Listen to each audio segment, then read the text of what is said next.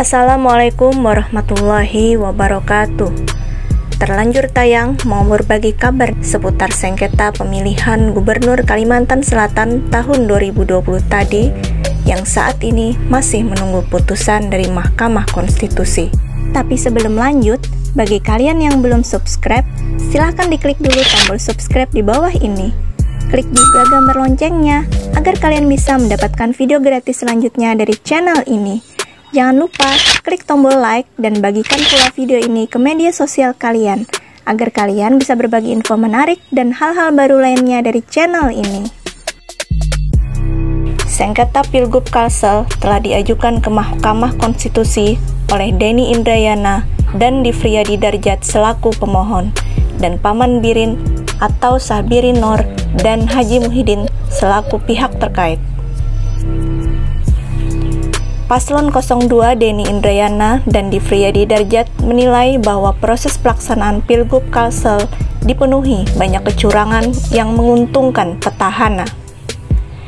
Di antaranya politik uang, penambahan suara untuk petahana, pengurangan suara sah untuk Paslon 02 H2D atau Haji Denny Difri, pencoblosan surat suara Paslon 01 sebelum waktunya, pembukaan kotak suara se-Kecamatan Banjarmasin Selatan, kehadiran 100% pemilih di 24 TPS di Kecamatan Binuang, dan penyalahgunaan bansos COVID-19 berupa pembagian bakul berisi sembako dan tandon air.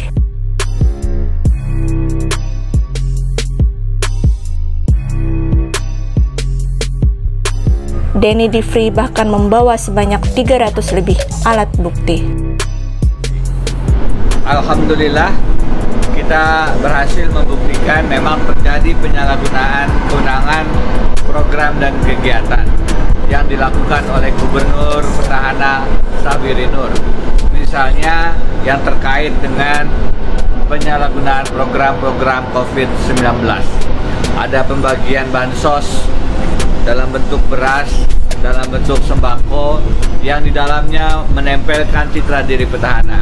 Ada namanya di stiker beras, ada gambarnya yang hampir identik dengan kertas suara atau baliho-baliho alat peraga kampanye.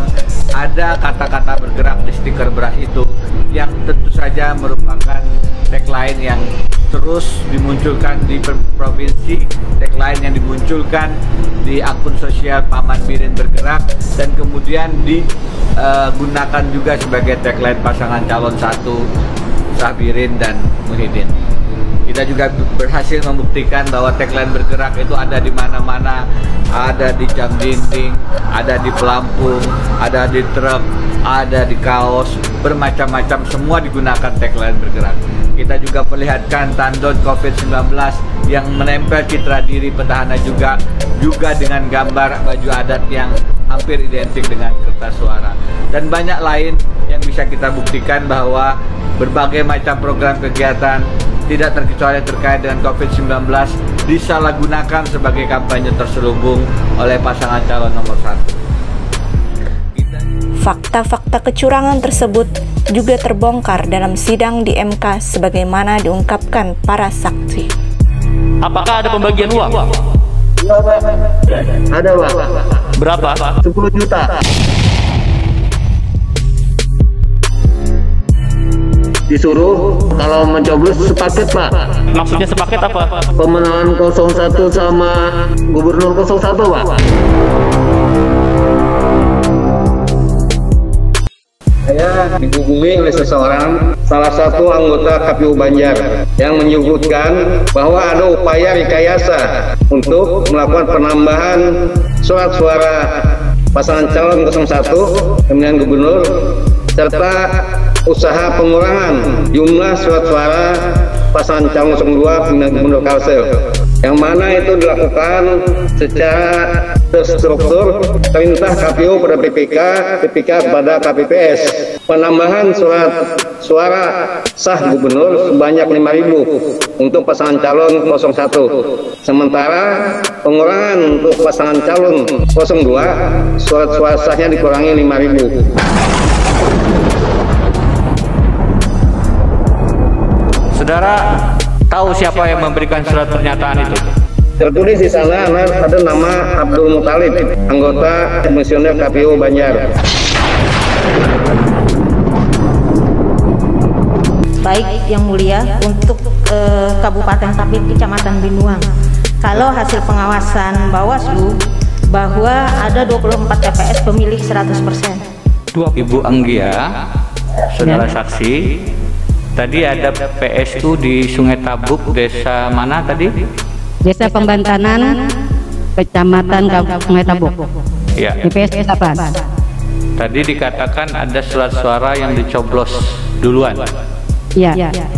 Surat suara untuk siapa? Untuk Bupati dan Gubernur.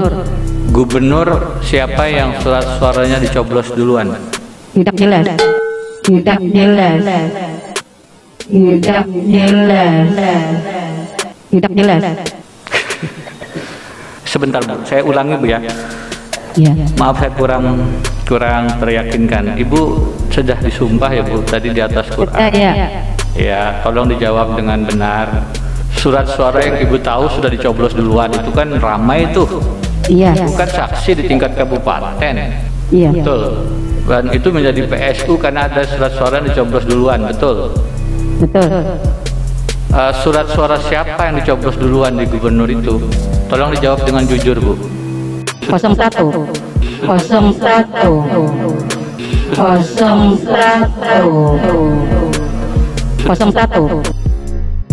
Namun semua keterangan para saksi dan bukti yang diajukan Denny Indrayana mendapat bantahan dari KPU dan Bawaslu Provinsi Kalimantan Selatan.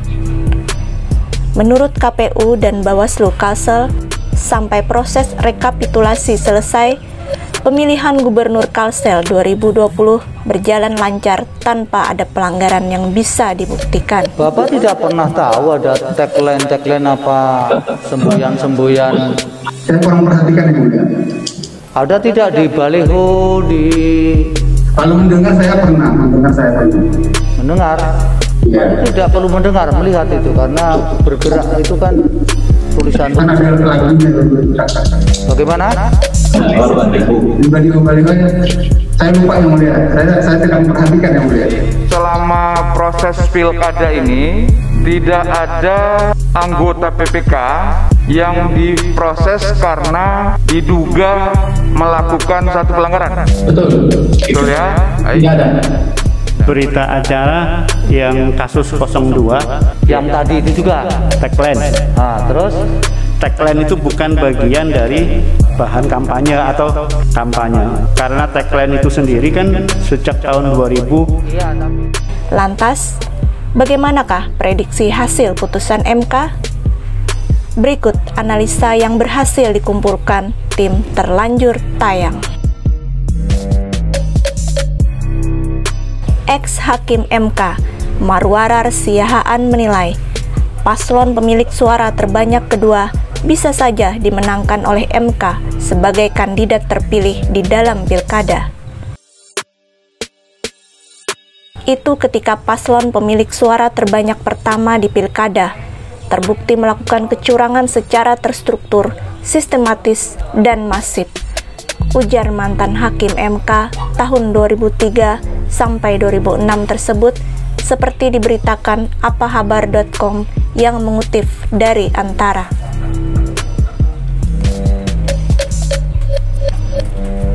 Tentang putusan sampai kepada diskualifikasi dan paslon yang memiliki suara terbanyak kedua ditetapkan sebagai paslon yang dilantik tetapi dimungkinkan, katanya lagi.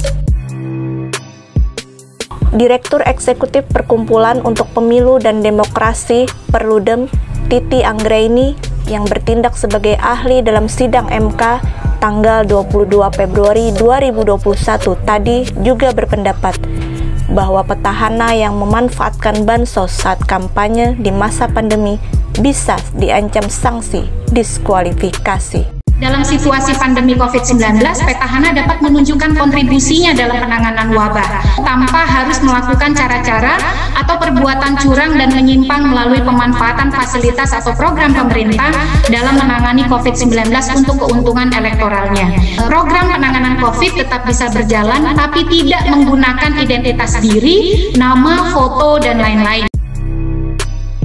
Bahkan Menteri Dalam Negeri Tito Karnavian juga pernah menegaskan bahwa petahana yang menggunakan citra diri pada bansos COVID-19 ancamannya adalah diskualifikasi.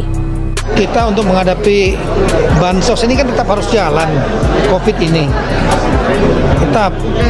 Nah, caranya jangan sampai menggunakan membuat identitas, menaruh identitas pribadi di bansos itu. Misalnya gambar, nama, tapi cukup institusinya. Misalnya bantuan sosial dari Pemda Kabupaten A, Kabupaten B, tanpa mencantumkan nama dan gambarnya. Karena itu nggak adil nanti untuk yang non petahana. Nah, itu KPU saya minta buat aturan itu supaya Bawaslu bisa menyemprit mereka. Sanksinya bisa administrasi, bisa juga menjadi apa namanya itu diskualifikasi, bahkan bisa menjadi bahan untuk sengketa pemilu. Meski bukti-bukti yang diajukan Denny Indrayana di MK cukup meyakinkan, namun banyak kalangan yang menilai Denny tetap tidak akan mudah mengalahkan petahana. Hal itu dikarenakan ada fakta-fakta lain di luar persidangan. Sebagaimana diketahui bahwa selain sebagai petahana, Paman Birin dan Haji Muhyiddin selama ini didukung penuh oleh kekuatan oligarki dan para pengusaha tambang di Kalsel. Sudah jadi rahasia umum, di belakang Paman Birin dan Haji Muhyiddin ada nama-nama pengusaha tambang terbesar dan terkaya tidak saja di Kalsel, tapi juga di Indonesia. Sebut saja misalnya dua bersaudara asal Binuang, Zaini Mahdi atau Haji Ijai, Haji Muhammad Hatta atau Haji Ciut, dan Andi Samsudin Arsyad atau Haji Isam, pemilik John Lin Group yang kini tinggal di Batu Licin. Haji Isam sendiri tidak lain adalah kemenakan dari Paman Birin sendiri.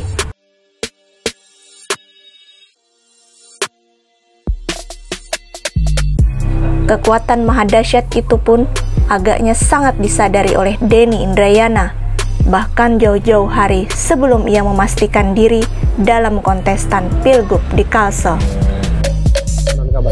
Wakil gubernurnya Pak Haji Muhyiddin tuh dideklarasikan secara resmi adalah calon dengan kekayaan nomor 1 se-Indonesia.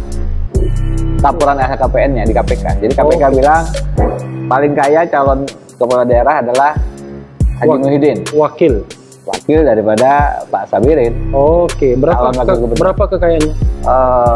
700 miliaran lah. 700 miliar. Oh, belum sampai. Karena menyadari memiliki dukungan kuat dari dalam dan luar itu pula, tim Paman Birin sudah jauh-jauh hari meyakini kalau pihaknya akan menang di MK. Ulun Haji Muhammad Rifki Nizami Karsayuda, Ketua Tim Pemenangan Paman Birin dan Pak Haji Muhyiddin dalam pemilihan gubernur dan wakil gubernur Kalimantan Selatan tahun 2020 yang lalu. Hari ini sebagaimana kita ketahui, Kanda Haji Denny Indrayana dan Kanda Haji Difriyadi telah menggunakan hak konstitusionalnya mengajukan gugatan atas permohonan sengketa hasil pemilihan umum, dalam hal ini adalah pemilihan gubernur Kalimantan Selatan tahun 2020 ke Mahkamah Konstitusi. Kami percaya 9 hakim konstitusi adalah mereka yang memiliki sifat kenegarawanan sekaligus memiliki background yang sangat kuat di bidang ilmu hukum, khususnya di bidang hukum tata negara atau hukum konstitusi, dan karena itu argumentasi-argumentasi hukum serta fakta-fakta hukum yang akan beradu dalam persidangan-persidangan nanti akan digelar di Mahkamah Konstitusi. Insya Allah hasilnya adalah keadilan yang sesungguhnya. Persekongkolan dua kekuatan antara penguasa dan pengusaha itu pun sepertinya sangat diperhitungkan oleh Denny Indrayana.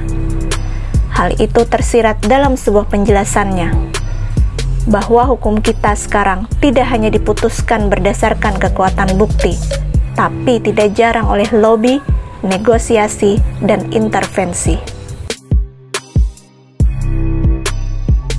Saya sering bilang secara guyon tapi sangat serius, hukum kita sekarang tidak hanya diputuskan berdasarkan kekuatan bukti, tapi tidak jarang oleh lobby, negosiasi, intervensi.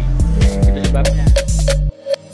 Keputusan resmi Mahkamah Konstitusi dijadwalkan tanggal 24 Maret mendatang. Nasib Kalimantan Selatan saat ini boleh jadi berada di tangan 9 orang hakim Mahkamah Konstitusi.